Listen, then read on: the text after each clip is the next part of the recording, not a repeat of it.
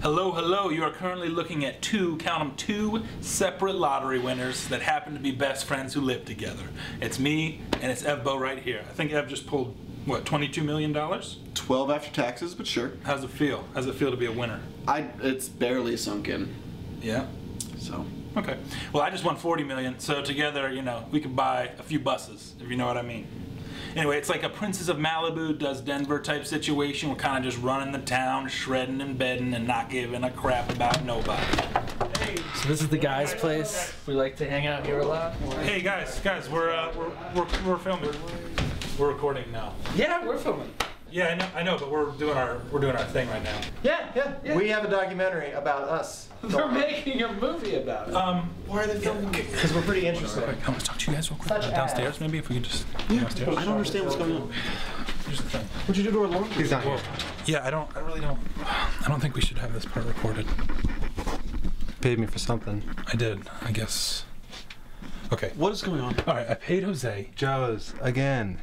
No way, Joe's. Mr. Sims now. Okay, I paid Mr. Sims an extra $10,000 to kind of follow around the other guys. I just feel bad, you know, they live in that depressing... Why are you spending your money on those guys? We've won the lottery. We've got this documentary crew making a film about us. They have nothing. They live in their depressing basement. Right, which is why they shouldn't have a crew following them. Yeah, but... It's gonna be awful television. This is Joe's. Joe's doesn't do off television.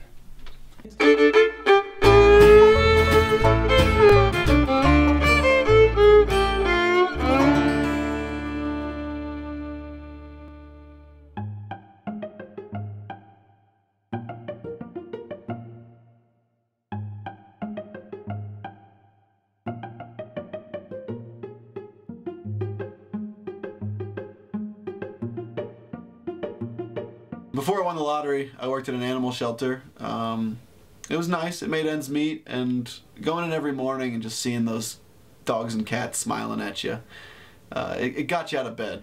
I am presently, I don't want to say looking for work, but looking to stumble into work.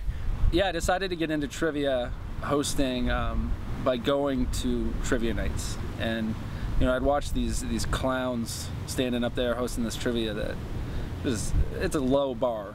I mean, why would I ever quit my job? I get to work with frozen pizza. It's like the most amazing culinary finding in the last decade. I don't see why August would keep his job, but it's a passion of his. You take a frozen, unassuming puck, unwrap it from the plastic, put it in this heat box, and out comes a beautiful, beautiful, tasty, cheesy, crusty.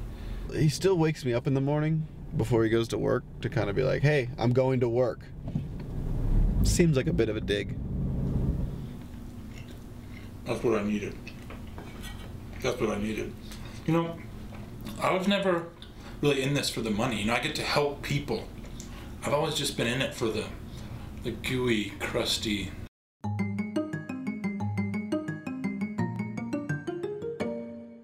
Was it a shrewd move, financially speaking? No, probably not, but I didn't have the heart to tell him. That doesn't make any sense to me. Me and James talked about it, and it's something I love, and I'm really good at it, so why not buy it and own it?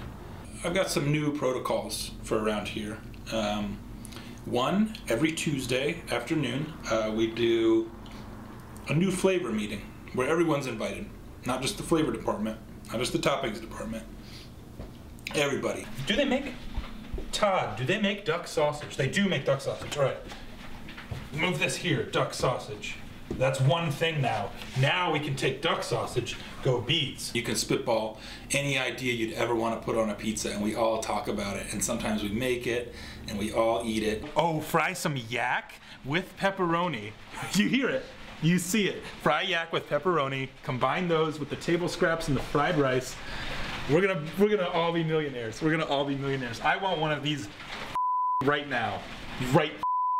If you don't have the allegiance, if you don't wave that DiGiorno flag, then I don't have room for you here at my new customer service branch. So I've had to let some people go.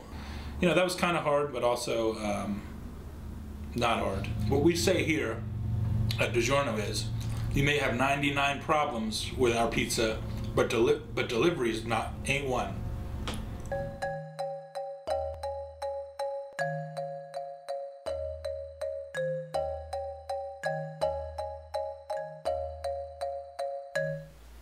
Yeah. Noah was obliterated when Evan just walked out on his presentation. It was really uncomfortable. I mean, Noah had worked really hard on that. He wouldn't eat. He starved himself. He said, that's what all the actors in Hollywood do. And I tried to feed him, but... You know, I gave a pitch. I gave a hell of a pitch.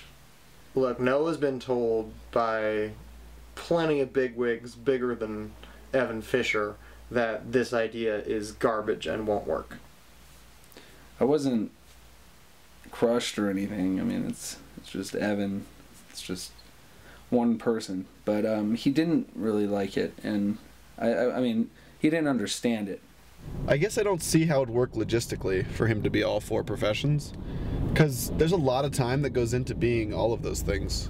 It's impossible to do all the things that he does and still maintain the body that I would imagine the actor will have. I think Noah might be playing him, actually. If you cast multiple people, then you get a diverse cast. You could have like a black doctor, you could have a fat teacher, that'd be good, an Asian cop. Well, that wouldn't happen. I really hope that HBO picks it up so that they can say cusses, because Noah is his timing with cusses is like unlike anything I've ever seen.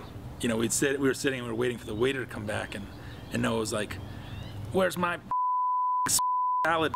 And I was like, pardon my French, by the way, but it was like so funny. We didn't, you know. All right, pilot episode. In a city that's not unlike Gotham, it's a PTA meeting. Our guy is sitting there listening to a bunch of these angry parents complain about how he made school lunches too nutritious. He gets a call, it's the hospital. Like, wait a minute, is he being a doctor right now, or is he the teacher? Or right now is he the cop?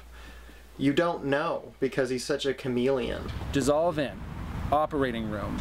He's there pulling some appendix out of some young kid, and what he knows that no one else knows is he needs to be down at the precinct in 20. Who would you like less than someone that was hogging up 4 jobs? Dissolve in.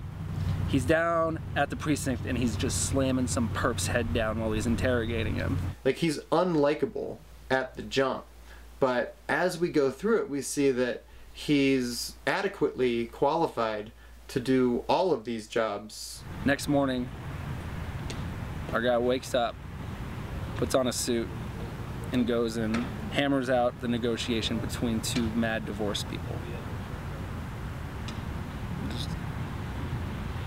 Who's not watching episode 2? Does he sleep? That's what I have a problem with. Does he sleep? I think James has potential. I don't know what he could do. I have always been kind of tech savvy. When Game Boy first came out, I was always on that thing. When CD-ROMs came out, I had them piled to the sky. In the late 90s, in high school, when we kind of first discovered the internet together, he was like an explorer. You know, he had just found this new great thing, and he knew great things were going to come of it. I was like, this thing's gonna be big. Kid loves it. He's at his most happy when he's on the internet.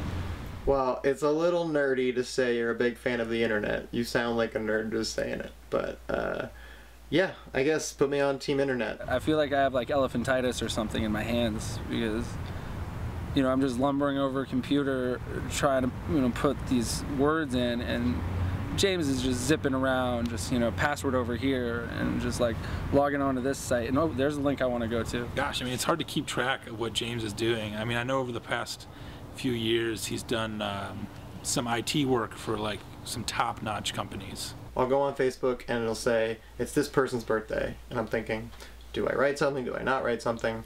Well, if only Facebook would tell me if that person wrote on my wall for my birthday. Then we can keep everything Eve Steves. He was a consultant for Yahoo Answers for a while. I'll take a question, I'll browse the internet, I'll find the answer, and although I'm not confident enough to put my name on the answer, I'm confident enough to vote for another guy who came up with a similar finding. After that, we got to the Tumblr blog. It was called I Don't Think That's What They Meant, and it was just a collection of photographs I took of storefront signs where certain letters had the light had burnt out, so it spelled something different than the store name. He'd be up throughout the night, just walking around looking for these signs. Let's see, there was Men's Warehouse, but the W was out, so it was Men's Ear House. Honestly, I didn't know they were supposed to be funny. That's something I kind of learned later. Maybe all of them, not all of them were supposed to be funny. Oh, I found a Payless where the Y was out, so it just said pawless. So if you're a fatherless person, if you're like an orphan and you saw that... James is starting to develop a real problem here. Something that we need to address. I was obsessed with finding a Sears sign with the E out, so it would just say SARS. Because those department store signs are huge. He kept calling himself a storm chaser. It was almost like I was a storm chaser. He'd always tell me, like, I was out storm chasing last night. Sorry guys, I can't go out, I'm tired from storm chasing. You know, that is a disservice to what storm chasers do. It's really different. Hey, Joe's. How's it going? Joe's. Hey. Mr. Sims. Hey, Mr. Sims, what are you doing in here? You editing some stuff? Yep. Man, look at that. You got 2 of them on there. That's cool. Look how you framed. I really like how you framed the color. I can really catch Noah's persona there. That's really great. I'm glad you're seeing the value. Yeah, you're doing a really good job across the board. You know, it feels really millennial. It's kind of post-millennial, but yeah, a lot of people aren't. No, I misspoke. Post-millennial. The thing that I'm kind of noticing is that we're kind of focusing on James and Noah more than we should. I thought you paid for a vision. Yeah. Yeah, you have a vision. That's so true.